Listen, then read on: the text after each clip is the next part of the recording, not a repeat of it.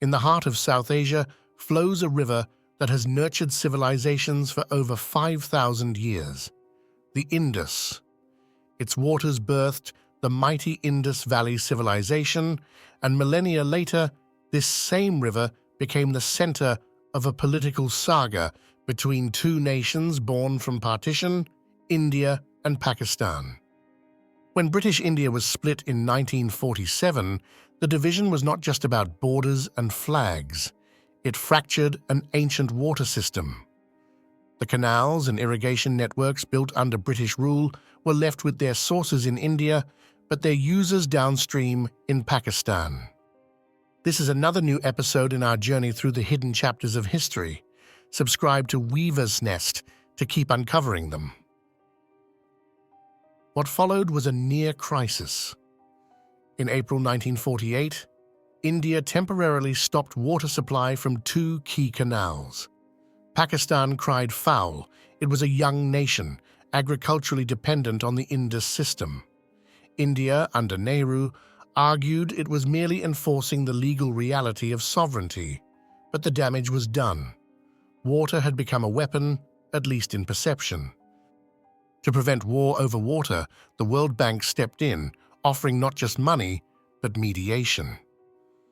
Over the next 12 years, a complex dance of diplomacy unfolded. Finally, in 1960, the Indus Waters Treaty was signed in Karachi by Indian Prime Minister Jawaharlal Nehru and Pakistani President Ayub Khan, with World Bank Vice President Wahb Ilif as witness.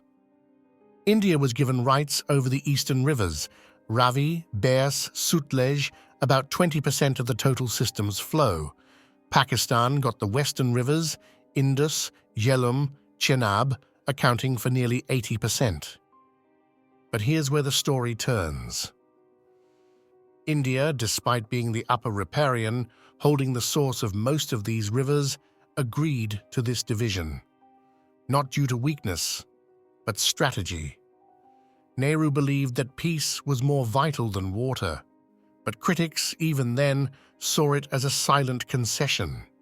Historian Srinath Raghavan, in his book War and Peace in Modern India, notes how Nehru faced backlash at home for giving away too much without getting enough in return. The waters India let go could have transformed Punjab, Haryana, and Rajasthan. Some scholars argue that it was a long-term economic sacrifice, masked as diplomacy.